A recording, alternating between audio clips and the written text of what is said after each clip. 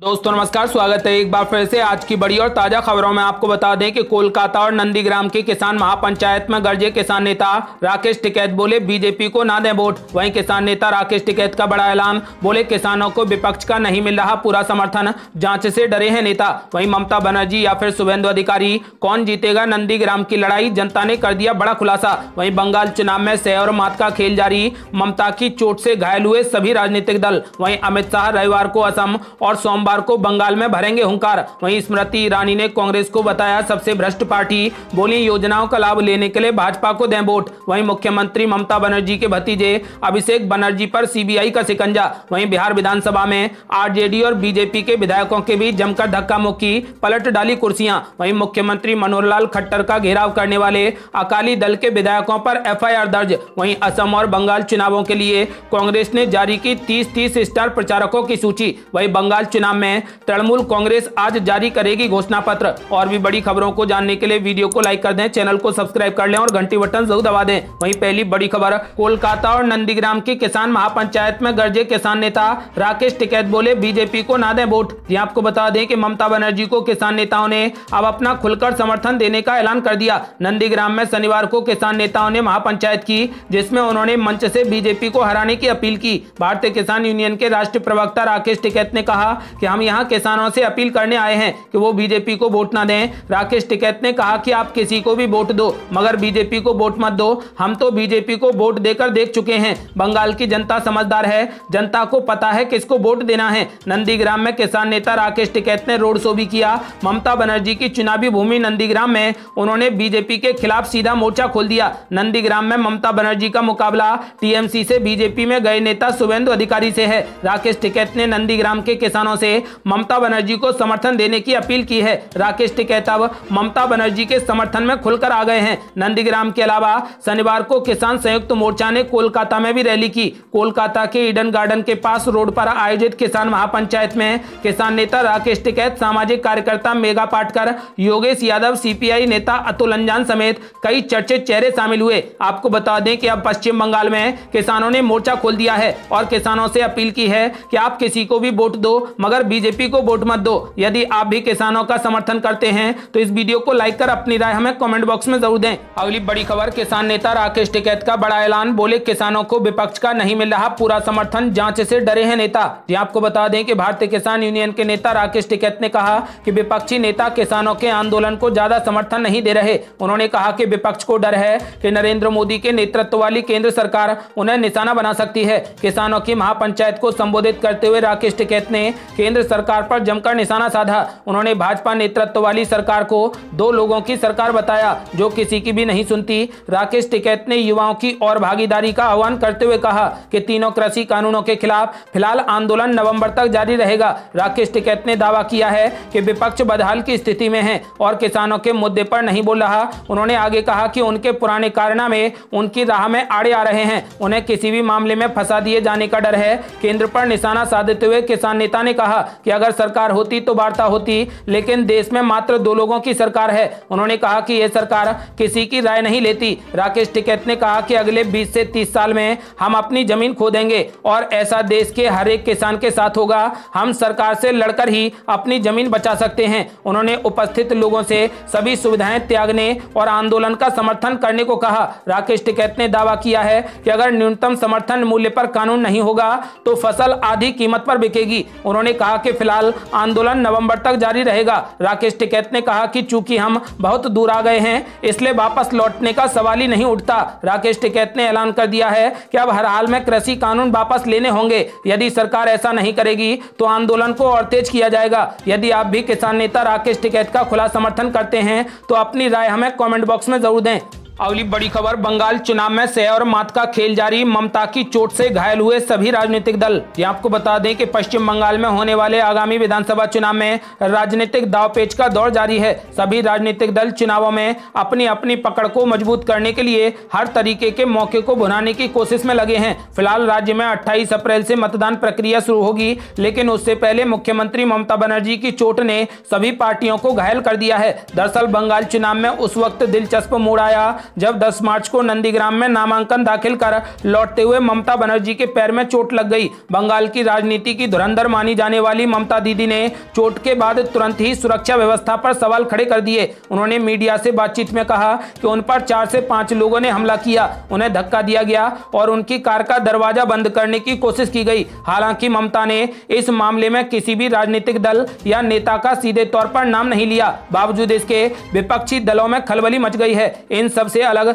TMC और भाजपा के कार्यकर्ताओं ने जमीन पर उतरकर इस मामले को भुनाने का प्रयास भी शुरू कर दिया है। टीएमसी के कार्यकर्ता जहां भाजपा के खिलाफ विरोध प्रदर्शन कर रहे हैं और आरोप लगा रहे हैं, तो वहीं भाजपा के कार्यकर्ता भी इस पर पलटवार कर रहे हैं। दोनों ही पार्टियों ने अपने अपने तरफ से चुनाव आयोग से शिकायत कर दी है और इसकी जांच की मांग की है। इस मामले पर खुद चुनाव आयोग ने भी राज्य सचिव से रिपोर्ट मांगी है। कुल मिलाकर इस पूरी घटना के पीछे चाहे जो भी वजह हो, मामला पूरे तरीके से राजनीतिक हो गया है और विभिन्न दलों ने इसे अपने अपने हिसाब से भुनाना भी शुरू कर दिया है। बता दें कि बंगाल में 294 विधानसभा सीटों के लिए 28 अप्रैल से 8 चरणों में चुनाव होगा और इसके बाद यहां 2 मई को वोटों की गिनती होगी। चुनाव में सत्तारूढ़ दल टीएमसी और भाजपा में कड़ी टक्कर है और दोनों ही पार्टियां सरकार बनाने का दावा कर रही हैं। बंगाल में किसकी सरकार बनेगी, आप अपनी राय हमें वीडियो लाइक कर कमेंट बॉक्स में जरूर दें।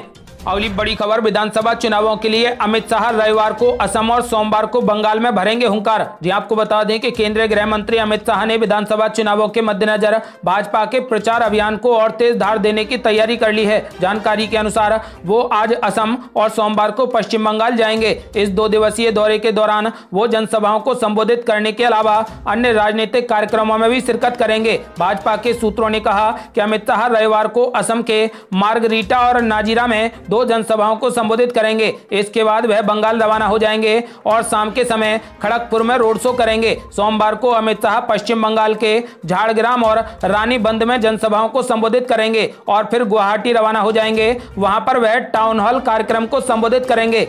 अगली बड़ी खबर, बंगाल में चुनावी सरगर्मी के बीच मुख्यमंत्री ममता बनर्जी के भतीजे अभिषेक बनर्जी पर सीबीआई का शिकंजा, पूछताछ के लिए रिश्तेदारों को नोटिस जारी। ये आपको बता दें कि फिलहाल पश्चिम बंगाल में चुनावी सरगर्मी काफी तेज है। इसी के बीच सीबीआई ने कोयला तस्करी मामले में ममता बनर्जी के परिवार पर शिकंजा कसना शुरू कर दिया है। एजेंसी ने ममता के भतीजे अभिषेक बनर्जी के परिवार से जुड़ी मेनका गंभीर और उनके ससुरालियों को जांच में शामिल होने का नोटिस जारी कर दिया। बताते चले कि पश्चिम बंगाल की मुख्यमंत्री ममता बनर्जी के भतीजे अभिषेक बनर्जी हैं। वे डायमंड हार्बर से तृणमूल कांग्रेस के सांसद भी हैं। पार्टी में उनकी नंबर 2 की पोजीशन मानी जाती है। मेनका गंभीर उनकी पत्नी रुजिरा की बहन है। सीबीआई ने नोटिस जारी कर कहा है कि मेनका गंभीर के पति अंकुश अरोड़ा और अंकुश के पिता पवन अरोड़ा पूछताछ में शामिल होने के लिए 15 मार्च को उसके सामने पेश होंगे। आपको बताते चलें कि पश्चिम बंगाल में टीएमसी और बीजेपी की कड़ी टक्कर है। ऐसे में बीच में ही सीबीआई ने अभिषेक बनर्जी पर शिकंजा कसना शुरू कर दिया है। अब इसके क्या मायने हैं ये तो बाद में ही पता चलेगा। वैसे इस बारे में आपका क्या ख्याल है, अपनी राय हमें कमेंट बॉक्स में जरूर दें।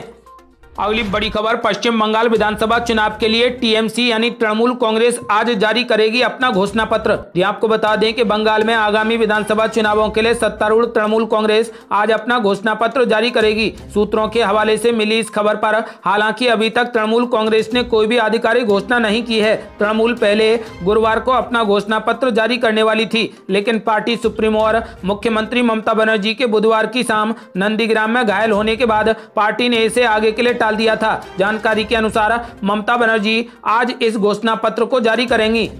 अगली बड़ी खबर, भाजपा की ताबड़तोड़ रैलियां शुरू। स्मृति ईरानी ने कांग्रेस को बताया सबसे भ्रष्ट पार्टी, बोली योजनाओं का लाभ लेने के लिए भाजपा को दें वोट। जी आपको बता दें कि देश में पश्चिम बंगाल और असम समेत 5 राज्यों में विधानसभा चुनाव होने हैं। इस दौरान राजनीतिक पार्टियों के बीच अब जुबानी जंग और तेज हो गई है। असम में केंद्रीय कपड़ा मंत्री स्मृति ईरानी ने शनिवार को कांग्रेस को सर्वाधिक भ्रष्ट पार्टी करार दिया। साथ ही लोगों से अपील की कि केंद्र तथा राज्य की विभिन्न योजनाओं का लाभ लगातार लेने के लिए भाजपा को वोट दें। असम में शनिवार को अपनी पहली चुनावी रैली को संबोधित करते हुए स्मृति ईरानी ने कहा कि प्रधानमंत्री नरेंद्र मोदी और राज्य के मुख्यमंत्री सर्बानंद सोनोवाल ने ऐसी अनेक योजनाएं शुरू की हैं जिनसे राज्य की जनता को लाभ मिला है। स्मृति ईरानी ने मारियानी विधानसभा क्षेत्र में आयोजित रैली में कहा कि कांग्रेस से ज्यादा भ्रष्ट और कोई पार्टी नहीं है, केवल भाजपा ही वो पार्टी है जो गरीबों के कल्याण के लिए काम करती है। स्मृति ईरानी ने कहा कि भाजपा सरकार ने राज्य भर में चाय बागानों में काम करने वाले लोगों के लिए लिए अथक काम किया है। ईरानी ने केंद्र और राज्य सरकार की योजनाओं का जिक्र करते हुए कहा कि कांग्रेस सरकार ने गरीब लोगों के लिए कभी भी काम नहीं किया। साथ ही उन्होंने लोगों से विधानसभा चुनावों में भाजपा को वोट देने की अपील की। अगली बड़ी खबर, बिहार विधानसभा में आरजेडी और बीजेपी के विधायकों के बीच जमकर धक्का मुक्की, पलट डाली कुर्सियां। यह आपको बता दें कि बिहार विधानसभा में शनिवार को मंत्री रामसूरत राय के इस्तीफे की मांग को लेकर विपक्ष ने जोरदार हंगामा किया। विधानसभा की दूसरी पाली जैसे ही शुरू हुई, विपक्ष ने शराबबंदी को लेकर जमकर हंगामा करना शुरू कर दिया। इसी बीच विधानसभा में पक्ष और विपक्ष के विधायकों के बीच धक्का मुक्की हो गई। सत्ता पक्ष के सवाल पर विपक्ष इतना भड़क गया कि नौबत हाथापाई तक पहुंच गई। विपक्ष के विधायक विधानसभा अध्यक्ष के नजदीक बेल तक पहुंच गए और उन्होंने वहां रखी कुर्सियां पलट डाली। इस दौरान बीच बचाव के लिए मंत्री सुमित सिंह और नीरज बबलू भी बेल में आ गए। उनके साथ मार्शल भी बेल में पहुंच गए। भारी हंगामे को देखते हुए विधानसभा अध्यक्ष ने सदन की कार्यवाही को स्थगित कर दिया। सदन स्थगित होने की घोषणा के बाद भी आरजेडी और बीजेपी विधायकों के बीच जमकर नोकझोंक जारी रही। कुछ देर बाद मामला शांत हुआ। जानकारी के अनुसार नेता प्रतिपक्ष तेजस्वी यादव ने विधानसभा अध्यक्ष से शराबबंदी को लेकर बोलने की इजाजत मांगी। इस पर स्पीकर ने उनसे कहा कि इस मसले पर बोलने के लिए सोमवार का दिन निश्चित किया गया है। हालांकि उन्होंने इस पर मात्र 2 मिनट का समय मांगा था। इसी दौरान सदन में हंगामा हो गया। हंगामा इतना बड़ा कि विधायकों के बीच हाथापाई होने लगी। साथ ही विपक्ष के सदस्यों ने बेल की कुर्सियां तक पलट डाली। इसके बाद स्पीकर ने विधानसभा को स्थगित कर दिया।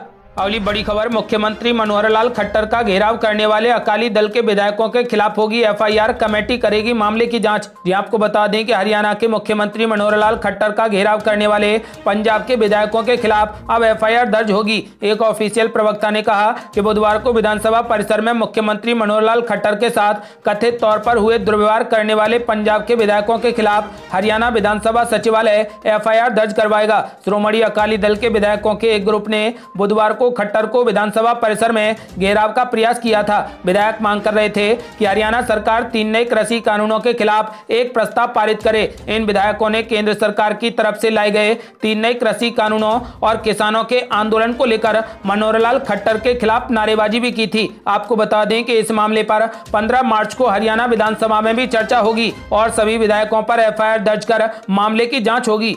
अगली बड़ी खबर, बंगाल के बाद अब असम चुनावों के लिए कांग्रेस ने जारी की 30 स्टार प्रचारकों की सूची। इसमें भी गुलाम नबी आजाद और कपिल सिब्बल का नाम नहीं। ये आपको बता दें कि पश्चिम बंगाल के बाद असम विधानसभा चुनावों के लिए भी कांग्रेस पार्टी ने 30 स्टार प्रचारकों की सूची जारी कर दी। इस लिस्ट में कांग्रेस अध्यक्ष सोनिया गांधी और पूर्व प्रधानमंत्री मनमोहन सिंह समेत 30 स्टार प्रचारकों के नाम शामिल हैं, जो कांग्रेस के लिए असम चुनाव में वोट मांगेंगे। हालांकि असम विधानसभा चुनाव के पहले चरण के लिए जारी कांग्रेस स्टार प्रचारकों की लिस्ट में कई पार्टी के बड़े नेताओं के नाम शामिल नहीं किए गए हैं। आपको बता दें कि उनमें गुलाम नबी आजाद, आनंद शर्मा और कपिल सिब्बल शामिल हैं। हैरानी वाली बात यह है कि इन तीनों नेताओं के नाम असम चुनाव में भी नहीं है। यानी कि असम की जो प्रचार की लिस्ट जारी की गई है, गुलाम नबी आजाद, आनंद शर्मा और कपिल सिब्बल का नाम इस लिस्ट में भी नहीं है। अगली बड़ी खबर, हरियाणा के भाजपा विधायक के घर के बाहर प्रदर्शन करने और उनका पुतला फूंकने के आरोप में 17 किसानों पर एफआईआर दर्ज। ये आपको बता दें कि हरियाणा में अंबाला सिटी सीट से भाजपा विधायक असीम गोयल के आवास के बाहर प्रदर्शन करने के आरोप में पुलिस ने 17 किसानों के खिलाफ मुकदमा दर्ज कर लिया। 3 आरोपियों की पहचान मलकीत सिंह, जय सिंह और गुलाब सिंह के रूप में हुई है। विधानसभा में बुधवार को गोयल के कथित किसान विरोधी बयान के खिलाफ भारतीय किसान यूनियन के कार्यकर्ताओं और किसानों ने विधायक के घर के बाहर प्रदर्शन किया और उनका पुतला फूंका। इस बीच असीम गोयल ने सफाई देते हुए कहा कि उन्होंने विधानसभा में किसानों के खिलाफ कोई भी आपत्तिजनक बयान नहीं दिया है। गोयल ने यह भी कहा कि अगर अब भी उन्हें लगता है कि मैंने उन्हें ठेस पहुंचाई है तो मुझे माफी मांगने में कोई संकोच नहीं है। अगली बड़ी खबर, नंदीग्राम में शुभेंदु अधिकारी ने जनता से किया बड़ा वादा। बोले बीजेपी सरकार आने पर चिटफंड घोटाले का पैसा लौटाएंगे। ये आपको बता दें कि बंगाल में नंदीग्राम सीट से बीजेपी के उम्मीदवार शुभेंदु अधिकारी ने जनता से बड़ा वादा किया है। शुभेंदु अधिकारी ने कहा कि अगर पश्चिम बंगाल में बीजेपी सत्ता में आती है तो ठगे गए निवेशकों को चिटफंड का पैसा लौटाया जाएगा। अधिकारी ने हल्दिया में एक जनसभा में कहा कि केवल बीजेपी ही चिटफंड का पैसा लौटा सकती है। प्रवर्तन निदेशालय मामले की जांच कर रहा है। जिन्होंने भी पौंजी स्कीम में पैसा लगाया है उनके पूरे पैसे वापस किए जाएंगे। आपको बता दें कि शुभेंदु अधिकारी ने बीजेपी को जिताने की अपील की है।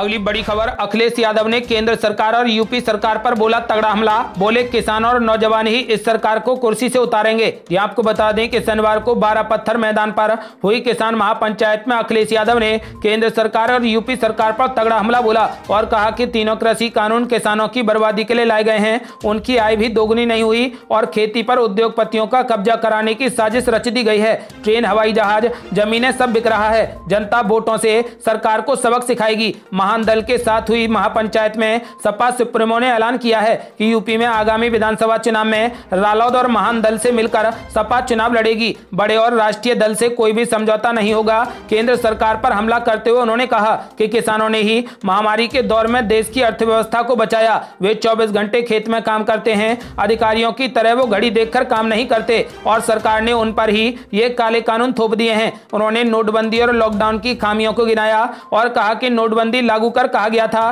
कि काला धन वापस आएगा, भ्रष्टाचार समाप्त होगा, जबकि देश लाइन में लगा रहा। लॉकडाउन में देश बंद कर दिया। मजदूर दूसरे प्रदेशों से पैदल चलकर आए और न जाने कितनों की जान चली गई। उनकी मदद केवल समाजवादी पार्टी ने की। आपको बता दें कि उन्होंने केंद्र सरकार और यूपी सरकार पर हमला बोलते हुए कहा कि नौजवान ही इस सरकार को कुर्सी से उतारेंगे। ये थी अब तक की बेहद बड़ी खबरें। यदि आप भी चाहते हैं कि सरकार के कृषि कानूनों को रद्द कर दिया जाए और बंगाल में बीजेपी की सरकार ना बने तो इस वीडियो को लाइक कर अपनी राय हमें कमेंट बॉक्स में जरूर दें। यदि आपने अभी तक हमारे चैनल को सब्सक्राइब नहीं किया है तो कृपया चैनल को सब्सक्राइब कर घंटी बटन जरूर दबा दें। जल्दी मिलते हैं बड़ी अपडेट के साथ। तब तक के लिए जय हिंद, जय भारत।